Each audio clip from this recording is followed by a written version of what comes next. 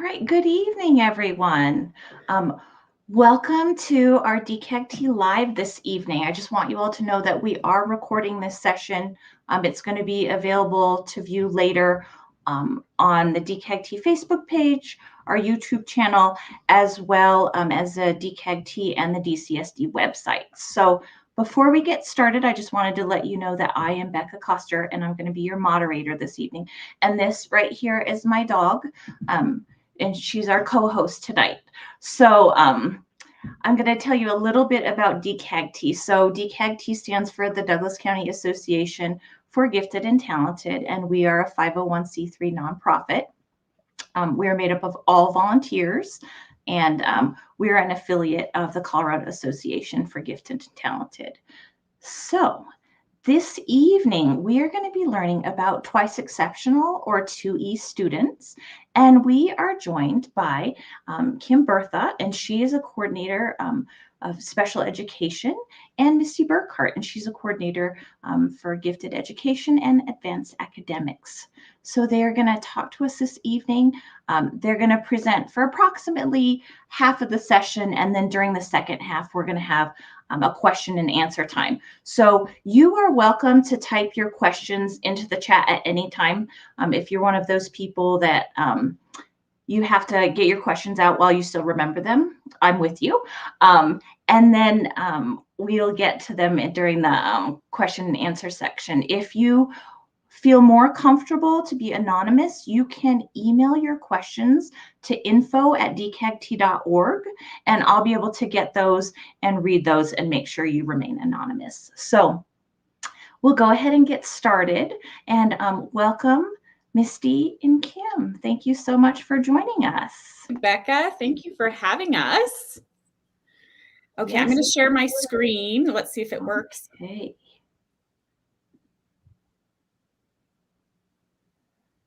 Okay, I think this is it. I know there's so many different platforms, so this is great. All right, I'm going to add it to the stream. Oh, ooh. Yep, there it is. You got it.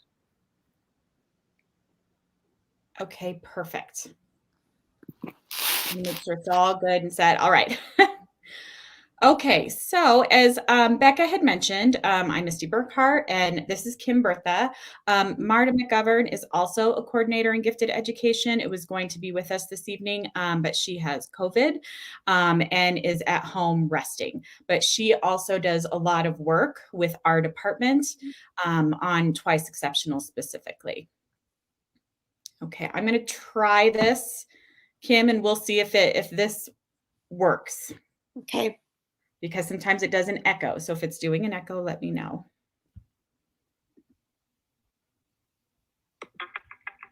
At this point in your career, you've come across this kid. You know, the one who most can't seem to figure out. The quirky but smart one. The great kid who asks higher order thinking questions, yet cannot read at grade level. A difficult child whose emotions take him away. Yet he's solving problems in math that no one else in the entire class has even thought of. The kid who struggles with sitting still, showing signs of ADHD, yet can be quiet and create the most amazing, insightful works of art, poetry, or music. The highly creative ones who are disenchanted by the educational system. They claim they hate school, yet can talk with you as an adult at your level and make you stop and think. Some of these can't read, they can't write, or even solve basic math problems. But you, as a trained and seasoned professional, see more in this child than the below basic student. You see something miraculous, something almost unexplainable. Their development is asynchronous, exceedingly high in one area, but tragically low in another. You know they qualify for GATE, but something is keeping them back. They struggle. Are all these kids alike? Is there something you can do? Welcome to the world of TwiceExceptional.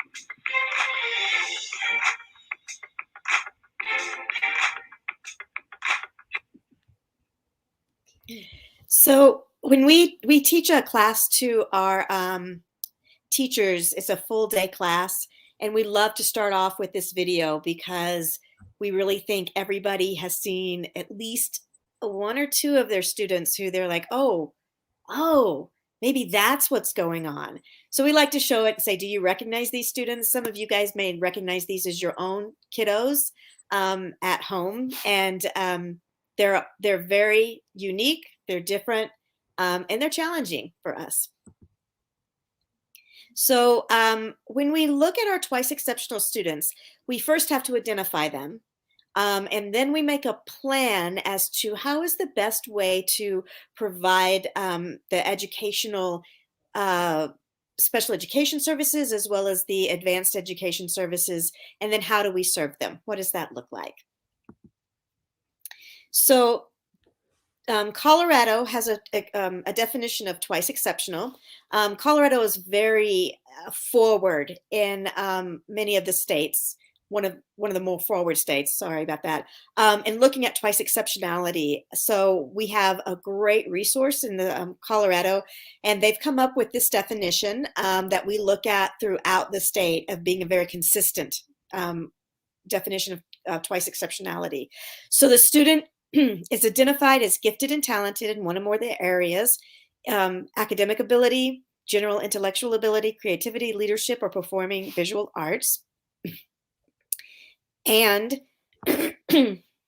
they are also identified with a disability as defined by federal and state criteria. So SLD is a specific learning disability. SED is a serious emotional disability. There are 13 different categories that IDEA, the special education law, identifies as different disabilities. The students have to qualify for either an IEP or 504. So our twice exceptional students are served by their ALP and either an IEP or 504. So when we look at our students, we sometimes see the gifted and then they exhibit difficulties in school. So we identify them sometimes gifted and then can't really figure out what's going on. And what we'll say there is that the abilities are masking the disability. Sometimes we identify the students with a disability first. And then we, through that process, we often get a very good idea of students' cognitive abilities and academic abilities through a special education evaluation. And a lot of times that will give us information that we walk back and say, whoa, I think we might have a gifted student here. But their disabilities are masking their giftedness. So with these kiddos, there's the abilities are being masked or the disabilities being masked, sometimes a little bit of both. Sometimes the students' cognitive abilities are so varied that we get a little bit of masking of a disability and a little bit of masking of a gifted attributes too. When we're looking at those students, like Kim had said, they can be very different. If you've met one twice exceptional student, then you've met one twice exceptional student. But on here, we've kind of put some of the strengths and some of the challenge that some of our twice exceptional students will have. So if you're looking in that left-hand column, so those are some of those gifted strengths. Oftentimes we put the superior vocabulary at the top because that's usually what you see first. When they're in school, they can this amazing vocabulary, but maybe they're struggling with their writing. They can be highly creative, resourceful, imaginative, especially in the younger years, in the primary years. You have students who have a really big imagination on the playground or things like that. Questioning, lots of why am I doing this? How is this going to work for me in the real world type of thing. Able to solve problems. Some big ones, kind of that out of the box thinking problems that they can do. Sophisticated sense of humor. So if that sarcasm sometimes, and a teacher will make kind of a sarcastic joke and only one kid laughs in the back and they're like, oh, I need to check on that kid because that's the only one that got it. They can have a wide range of interests, or they can be really, really consumed in one specific area. So then on the other side of that, some of the challenge that comes with being twice exceptional, you can get very easily frustrated, can be stubborn, can also be manipulative. Sometimes I would always let my principal and assistant principal know if there's a student who gets in trouble and they come into your room and they end up leaving with no consequences and they kind of talked their way out of it, I said, just let me know because I need to look at that student as well. Written expression, not always, but oftentimes we see that. And since school has a lot to do with writing, sometimes that's hard to see. Got the high vocabulary, and then the written expression is the challenge. So that's something to look at. Can be highly sensitive to criticism, very inconsistent academically, depending on what their strength is or what their interest is.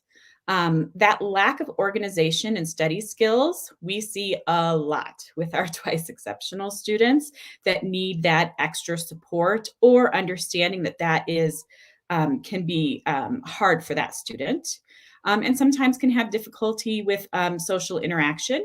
That's just sometimes, not always. But these is kind of a major list of the strengths and challenges of our TwiceExceptional. So I like this quote, the identification process must be dynamic with both formal identification checkpoints and ongoing opportunities for students to be identified as their needs are recognized. By Mary Ruth Coleman said that. The reason why we want to make sure we do that is because we have a lot of different areas that we look at to identify a student for gifted education. It is not just one test on one day. What we're looking at, this is kind of an overview a little bit of what we gather. A lot of the same data that's gathered for special education evaluation is similar to what we gather for gifted education. So cognitive test, achievement testing that we're looking at, and that's usually like you probably hear a lot like iReady up in the upper grades, PSATs, SATs as well, behavior observation scales, and this is sometimes from parents or from staff. Performance evaluation, we're looking about what does that look like in the classroom?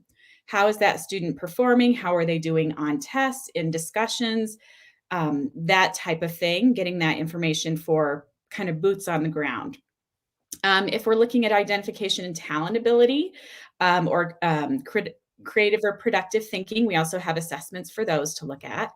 We absolutely look at parent input. Parents know their kids best.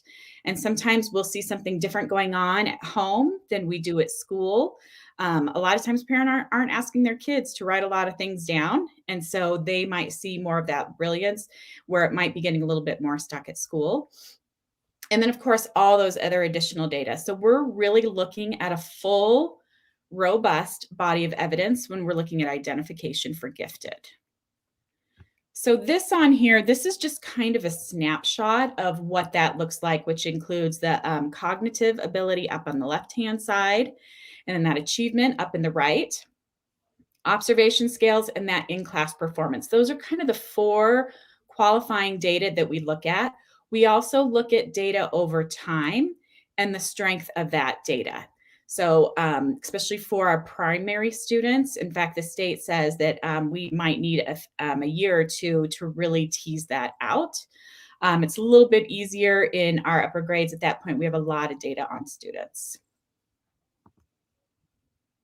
And then these are just the 12 main traits of giftedness. So this kind of goes before about what the strengths and challenges that we had. So some of them overlap here. But you can see this, that motivation piece is really oftentimes for what they're interested in. And again, their interests. Communication skills, that problem-solving ability, memory can be. The insight, the reasoning, the humor, and then really the intensity. That's the one I like to really point out because some people would say a gifted student, one word to describe is smart. I would say one word to describe is intense, whether that's with their emotions, their social abilities, academic interests, that type of thing. Okay, Kim. So when we look at identification of a disability, it's a multidisciplinary team assessment to look for a body of evidence. And either IDEA, which is the special education law, or the 504 section of the ADA has information that we use to determine if there is a disability. So when we look at doing a special education evaluation on a student, We look at evaluating in the areas of concern. So we don't necessarily evaluate every single area all of the time. If a student has no motor concerns, we wouldn't do a motor. If they have no communication concerns, we might not do a speech and language. We do want all of our students to have at least one cognitive, and usually the initial evaluation, whenever that occurs, is when that cognitive happens. Sometimes if the students had a cognitive assessment before they were 8 or 9 years old, we may ask to have it done again. We don't see huge differences, but it's just best practice. So we don't do a cognitive every single time we do a reevaluation on a student. Cognition is fairly crystallized and doesn't change. So we gather all of the information, and then we look at the criteria that's established through IDEA to determine if the student meets the criteria to be identified under IDEA. These are the 13 categories currently with IDEA. And so you can see there are a wide range of disabilities. And we can see twice exceptional students in all but 2 of these categories. One is an intellectual disability or the multiple disability, which includes intellectual. So those students we wouldn't find are gifted students.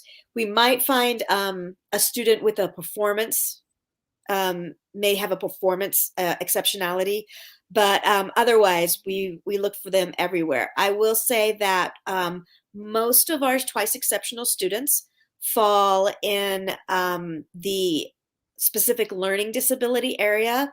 We have a number that fall in the autism, and another fair amount that will fall in serious emotional disability. And again, I think that goes back to a little bit of what Misty was talking about, is that overexcitabilities, the ability to, maintain level emotions and things like that. We see difficult. These are the categories that we have to use, so we use them. Sometimes a child doesn't fit very well in one of these, but we want to make sure that we have a student appropriately identified. So the identification of a disability under IDEA, and again, that's the federal law, that is special education law. It's a 3-pronged.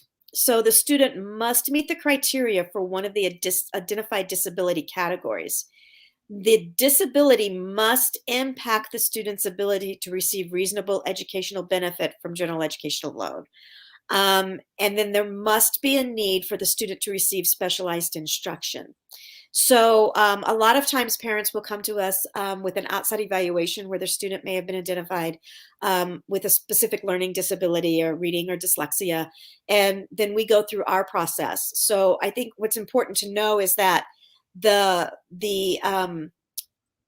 level, the criteria that we have to look at has to do with that significant impact in being able to either perform academic tasks or to access school. So sometimes our kiddos can be very good academically, even across the board, but they have a lot of trouble staying in the classroom. They're emotional, the overexcitabilities, those things. So both of those is what we'd look at to see, is there something related to this disability that is keeping the student from receiving benefit, and then the need for specialized instruction. And that's what the IEP is generally all about, are the goals and services. So under a 504, the ADA, 504 section of the ADA says that a physical or mental impairment that affects one or more of the major life activities or bodily functions. So we look at school, look at education as a major life activity.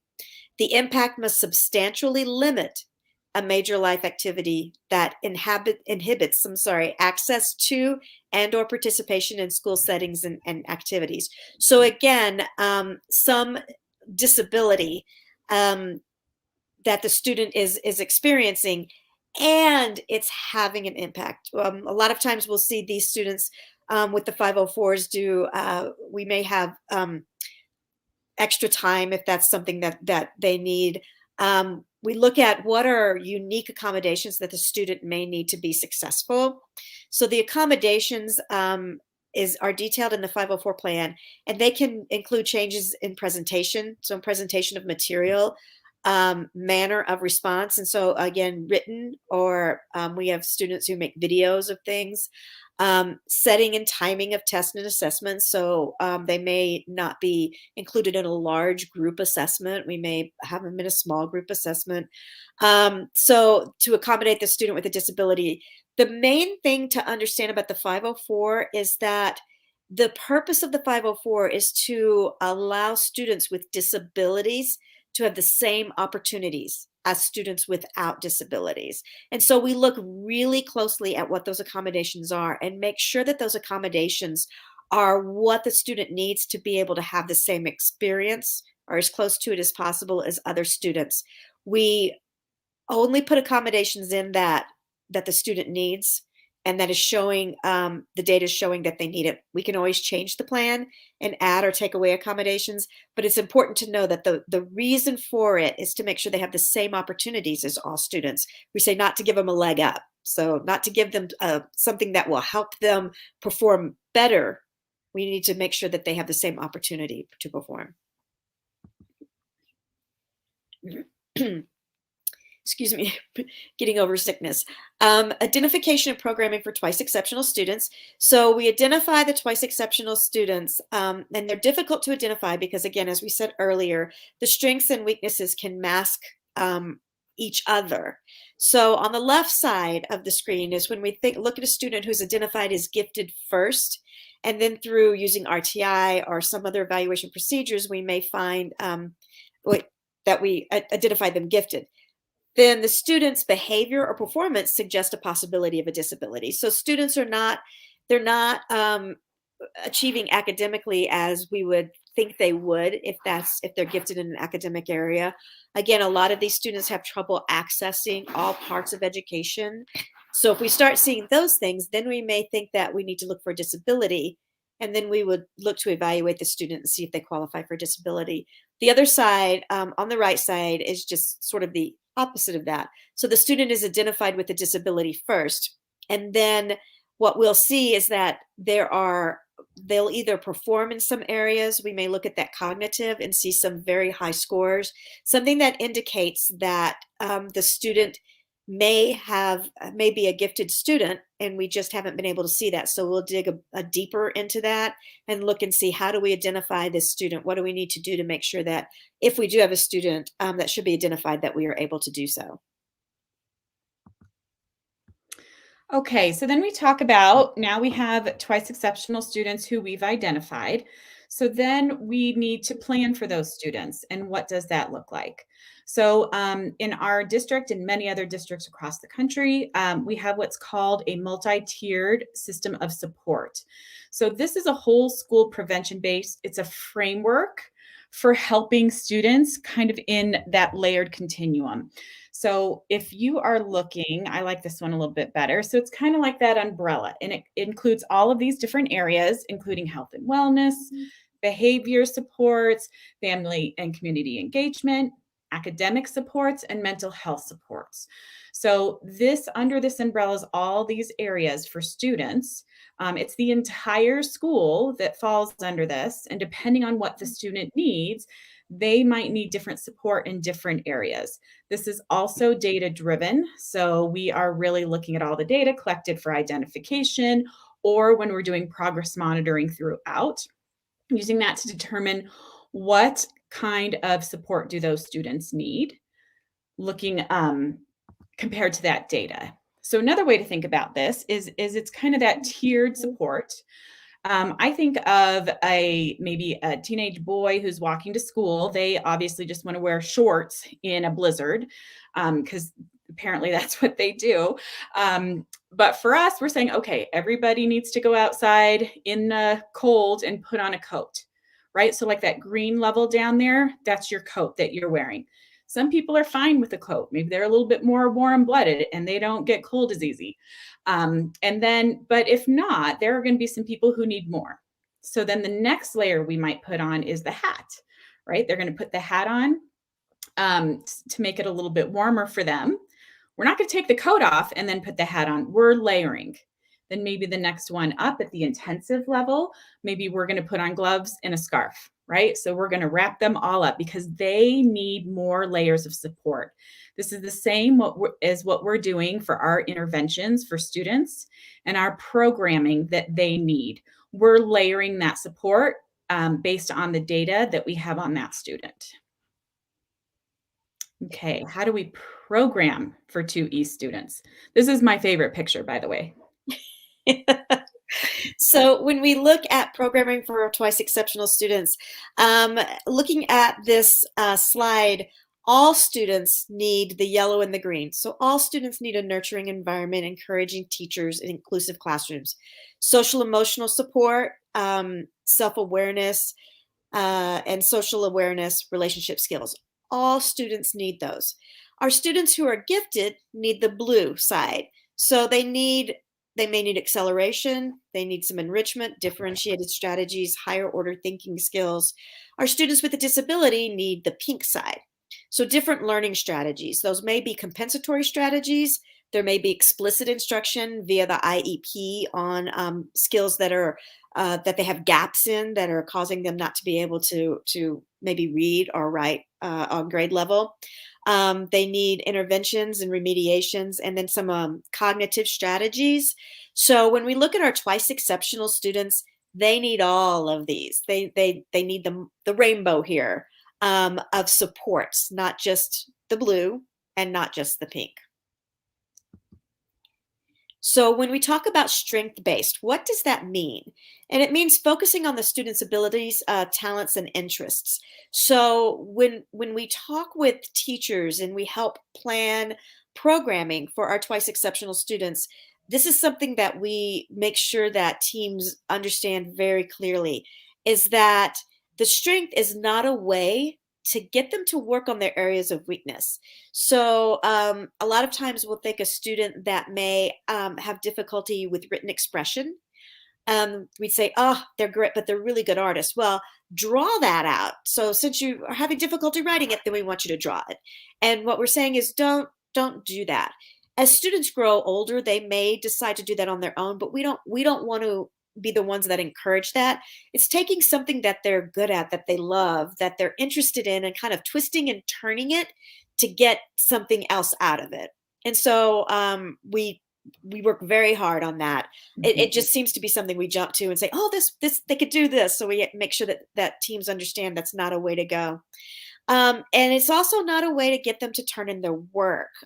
We have talked with teams about students need programming that meets their needs in both the gifted area as well as the area of weakness. Not one, but both. So sometimes we'll hear, well, they didn't get to do their whatever their gifted thing was yesterday because they didn't get their work turned in. And it's like, no, this is part of their full programming. It's not one or the other. It's not in the service of a disability. So it's for the strength for the sake of the strength itself. So we work a lot with teams in saying, let's look at how we build that strength, whatever it's in, if it's in an academic area or performance area, leadership, how do we build that? And how do we work on those areas, those gap areas that we need to do? We keep them separate. The plans stay separate. There's an ALP or an IEP or 504. They stay separate. As kids get older, we really do notice that young teenagers and moving through high school, they'll kind of go, wait, if I do this, it helps me remember something. And they may be using their gift to help them process or remember something. And that's great when they come to that on their own. But we want them to come to that on their own. We don't want to try to force that on them. So that's probably the most important thing we work on teams with above everything else. So when we're thinking about collaboration, so if you imagine that umbrella for a student who is twice exceptional, At that point, when they're considered twice exceptional, we have a lot of data on those students. And then we have to look and see, okay, what supports does that student need? So this involves, of course, the classroom teacher or teachers who are closest to the student 95% of the day, the gifted education facilitator and special education staff, parents, the students, and if needed, community resources. So there should be levels of collaboration between this type of team. That doesn't mean that every meeting is going to have all these people in it. What that means is they're going to collaborate together. Oftentimes it's kind of behind the scenes to make sure that the student is getting what they need. So part of this is looking at those shared expectations of responsibilities and goal setting. So we're setting separate goals on the advanced learning plan versus the IEP. Sometimes, especially with those social emotional goals, sometimes we can layer those very nicely. So that's one of the things that we look at. So they're separate, but we're making sure that they kind of align up together if needed. Also need those different perspectives. Think about a twice exceptional student, they're like a puzzle, right? And here's a piece here, here's a piece here. And once we put them all together, we get a much better picture of what that student looks like and what they need. So it helps to have all those perspectives. Looking at a consensus about those programming options. So oftentimes with twice exceptional students, we'll say, besides especially if they really struggle with written expression, we'll say, what else can you implement in your class for them to use that they don't have to write something down? Could it be through a discussion, through a project? There's lots of different ways to do, giving them some different opportunities to show what they know. So really kind of talking about what that looks like. And then if they're working on written expression, again, that's done separately, that they're doing that. Shared data. Again, we use a lot of the same data. So it's really nice that we can say, oh, I have this. Oh, I just did some progress monitoring. I have some update, right, that we can share together. Looking at community support for a student. And sometimes this has to do with mentors that we have for students, especially as they get older. And then participation in those specialist meetings. So IEP meeting, 504, at conferences, that type of thing. So again, not all of these people will be all together in the same place at the same time, but there are times that we do need to attend certain ones to make sure, again, that we really understand what the child needs and what that programming is going to look like. So one thing that you can do when you're thinking about that parent-guardian teacher collaboration, the classroom teacher is going to be your primary resource for communication and planning. Even if you have questions and if you think, well, I don't know if I'm going to need to ask the facilitator or the SPED teacher, check with the classroom teacher first. If they don't know it, they will come ask one of those two people or three or whoever it is to get that information or pull somebody else into the conversation. It's a nice time to have that dedicated time with teachers. This could be with a phone call. You could do an email, face-to-face, right? It could be virtual or in person, especially at the beginning when we're trying to figure out these puzzles of students that we're trying to do. So this face-to-face sometimes a little bit easier. Things can get lost in translation with email and some other issues. Sharing those positive behaviors, strengths, and challenges. So from at home, from at school, so that we have a really good picture of what the child needs. Clarify a communication plan with the parent. So making sure that the parent isn't getting 4 different emails from 4 different people, unless it's a little bit more specific, but so that you have a plan to make sure that that parents, you guys aren't overwhelmed. And then communication and collaboration with outside resource providers with parent consent. So sometimes if that's the case, if we bring other people in to have that collaboration as well. So those are just some kind of tips for you to think about what that looks like. This presentation is it's a very kind of basic GT 101 twice exceptional with that information. Obviously, when we do this training with our teachers, we do a full day training Plus, we have additional ones after that that we can do. We also go in and do a lot of coaching with staff.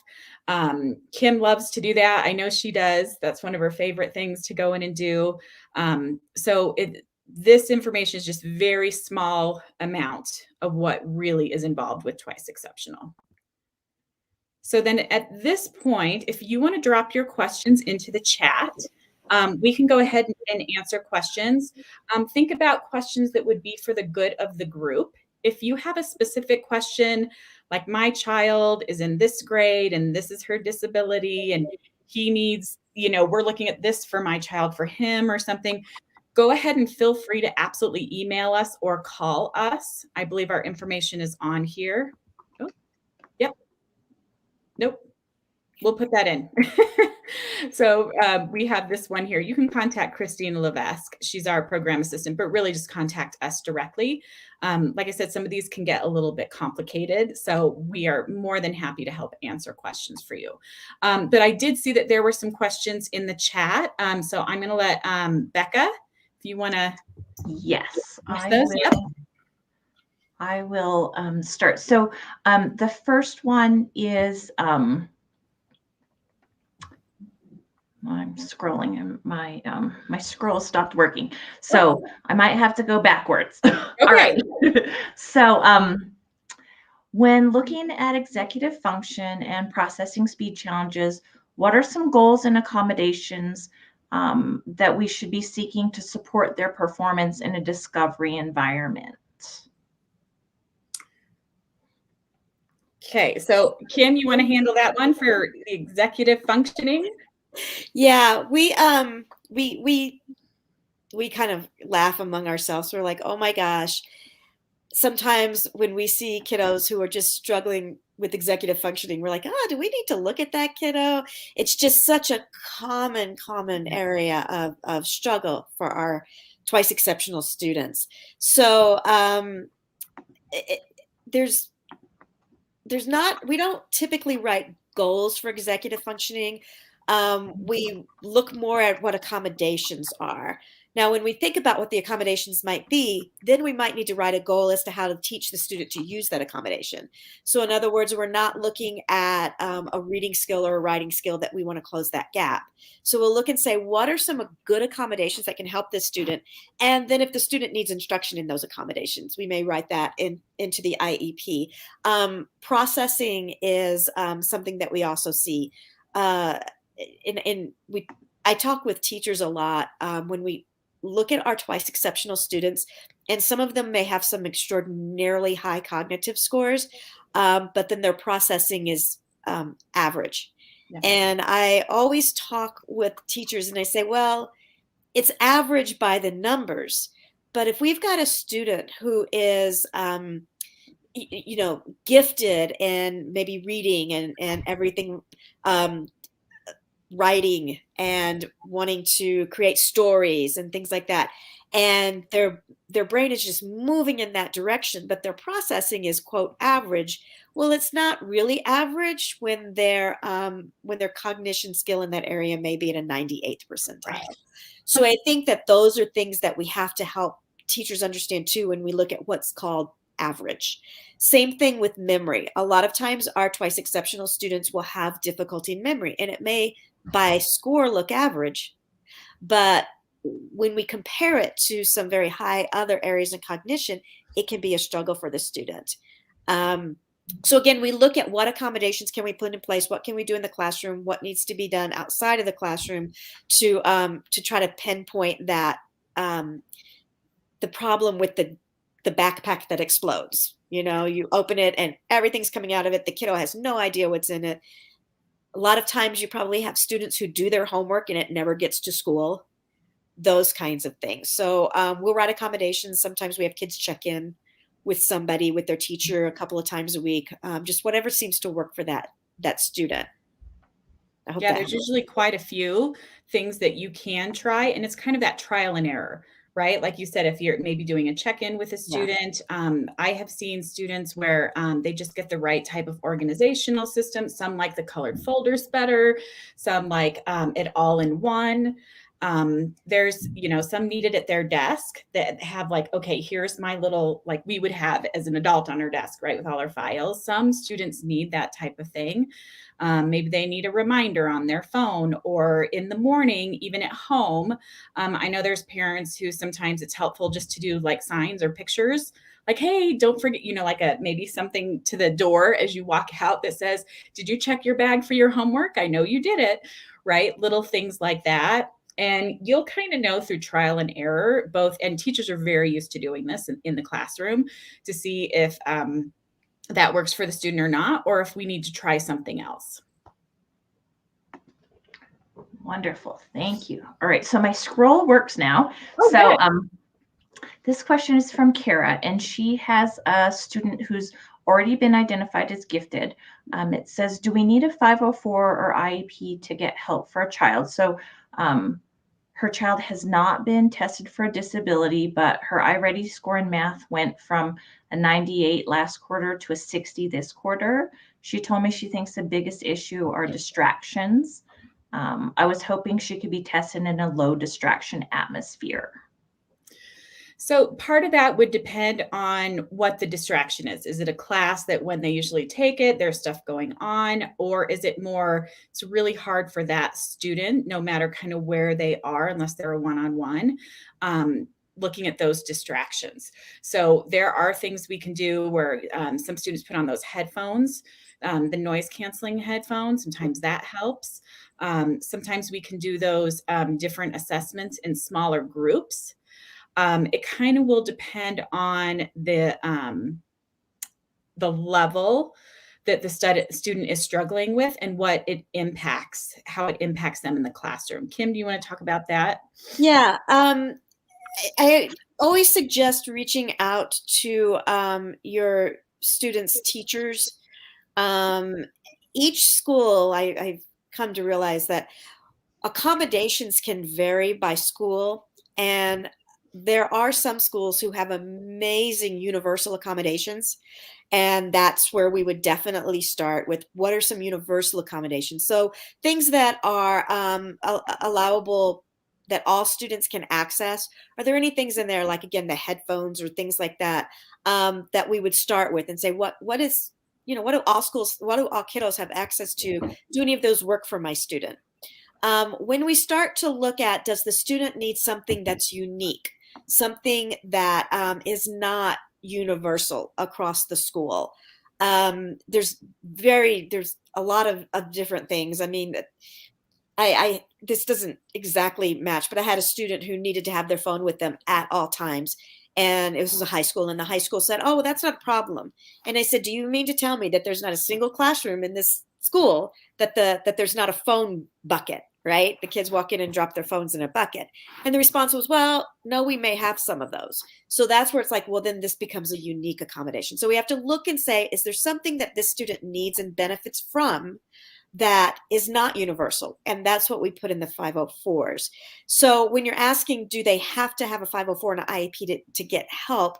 Back to that MTSS slide, no, not that should not be the way it is. What may happen is through a process of that multi-tiered level of supports, through an RTI process, we may find that we need more information on the student. So maybe we do want to look at evaluation, but we really want to try to provide all of those supports that we can provide within the school and see if those work before we have to go down to a different level of assessment with the student.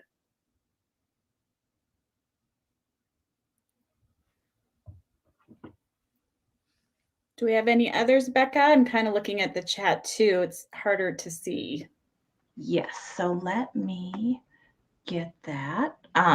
Sorry about that. No, you're fine. So the next one was in terms of consensus regarding programming options and interventions, what is the path to achieving that consensus if there are challenges in getting those accommodations met between just the parent and the classroom teacher?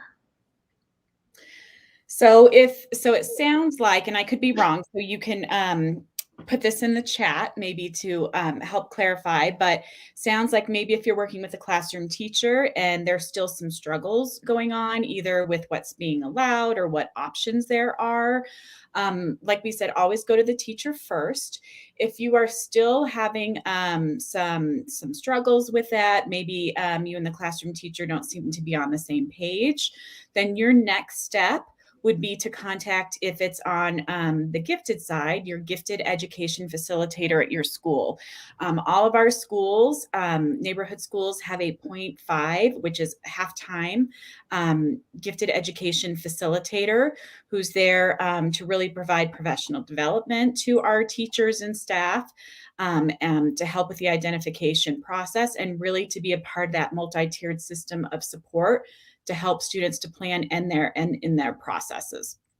So you can go to them, or if it's on the special education side, you can go to their case manager to talk with them. Sometimes that just happens, and having a third person in there to help to clarify works. So I'm not sure if that answers your question. It could have gone a few different ways. So let me know if it was something different. Yeah, I'm going to tag on because I saw something in the chat too. I think probably for parents, in all the years I've been doing this job, I think one of the most frustrating things is feeling confident that those accommodations that everyone has agreed to through consensus, the student needs, feeling confident that they're actually happening. And I through all my years, I know that that is an area of concern to parents at large. And I think it's hard because sometimes we rely on our students' report, and maybe our students aren't reporting it exactly like it's happening. Sometimes we have teachers who we have to remind that there's accommodations and that they need to be using them. We have, from the special education perspective, we have been working with schools and will continue to do so, and making sure that there is some method of documentation of what accommodations are happening, when they're happening, if there's been accommodations needed for a very specific assignment, that's noted. So again, I hear this as a frustration from a lot of parents, and I encourage you, to work with the case manager, and work with the regular ed teacher and the whole team to have an idea of how are you confident, how are you comfortable that these things are actually happening, and having a documentation system of that is at least something that keeps it in the teacher's forefront, in their minds, in their eyes, when they're working with students. So they're like, oh, that's right, the student receives this accommodation, I need to document that I provided it and how I provided it. So. Wonderful. And those were questions from Rachel, and she said that was so helpful. Thank you. Kim, is this something that I should push the SPED team to ensure that there is documentation? You can. Absolutely. So the documentation, I would work with the SPED team and the general ed teachers to kind of come up with it. Ultimately, the documentation will be coming from the general education teachers because they're the ones providing most of those accommodations. The special ed teachers do so too when they're working with them, but we want to make sure that it's not just special ed, that it's all of the teachers working with the student to provide some kind of accommodation and kind of work and say, what is a way to do this that's not overwhelming to a teacher that's got 35 kids in their classroom and 5 of them, 7 of them have accommodation. So how can we make it not overwhelming to the teacher, but still make sure that it's happening in that that we can feel confident about it. So definitely start with your special education team, let them know your concerns, and they should be able to work with the larger team, including the general education teachers, to come up with something to hopefully track those accommodations. Wonderful. Thank you. So our next question is, in the middle school context, how do you recommend staying in touch with multiple teachers to ensure the 504 is being followed? I'm going to let you take that one too, Kim. That's a 504. I was going to say pretty much what I just said. Because again, remember the 504 is about accommodations. There's no specific instruction in there. So again, I think, especially in the middle school and the high school, when there's so many teachers now, all of our teachers receive at the beginning of the school year information on their students and the accommodations that their students have, go through and make sure they understand those accommodations, what that looks like, and so that they're aware of them and know what they need to be doing. Again, I think that finding a way to sort of track and document through all of the classes, if the accommodations impact all of the classes, may be a good way to start. I think for just feasibility sake, I would start with the classes that probably have the heaviest need for those accommodations. So, if whatever they're around, again, time or whatever they're around, so that we can at least start to make those, document those and make sure that they're happening and kind of expand out from there. It is definitely different than when we have 1 or 2 teachers in an elementary school. That's why I personally think the figuring out a documentation kind of track helps with that. And that's same for the gifted side when you're looking at programming at that secondary level. Oftentimes a student is identified maybe in 1 or 2 areas. Some people think when a student's identified, it's across the board, but typically it's not. So depending on what area the student is identified in, that is who you would want to concentrate on most. So if they're identified in math, you're going to probably be, just checking with that math teacher, sending an email, checking in, that type of thing. Or if you have questions, if it's reading, that could also go through to a lot of other subjects. So that's a little bit different. But knowing the ones that kind of like Kim said are the most important, you can start there first. Wonderful. Okay, so our next question is, when working with a child, how do you determine between an IEP and a 504? Like, how do you figure out which one is needed?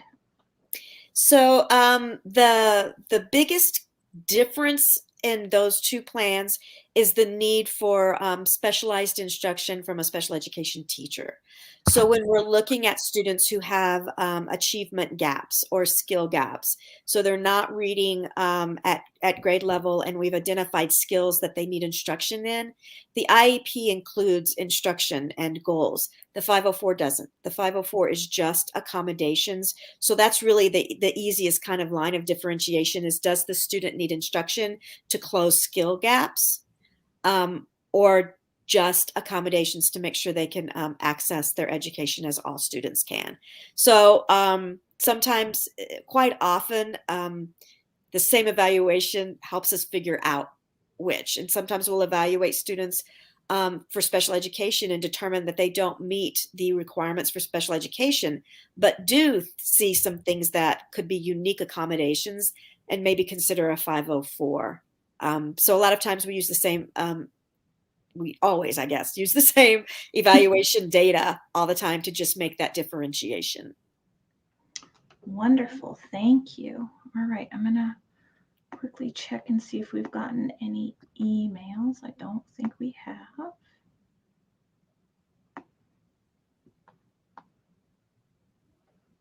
Loading. My computer was very slow today, so I don't know if it was the internet or if it was the programming. Yes. All right. So I actually believe that we are out of questions and we are almost at the end of our time as well. So thank you, Kim. Thank you, Misty, so much for this wonderful information. I know as a parent of a TwiceExceptional student, I really appreciate having you all come and talk to us and provide us with more information and an opportunity to ask our questions. So Absolutely. Thank you very much. And this is really a passion area for Kim and I. We love these kiddos and we love meeting them. And that's one of our favorite things. I'm like, oh, we're going to go to a school and we're going to talk to this little one or older one, whatever it is. But it really is a passion area for us. So yeah, please feel free to email us or call us and we would be happy to answer your questions. Oh, wonderful, wonderful, wonderful. And I also want to thank everyone for joining us. Thank you for asking your questions. We really appreciate it. We're going to have our next DCAGT live on Monday, the 31st. I don't know what our topic is yet, but it's going to be great, whatever it is. It'll be fabulous.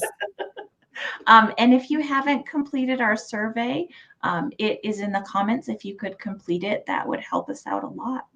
And thank you again so much. And we will see you next time. Good night, everybody. Bye.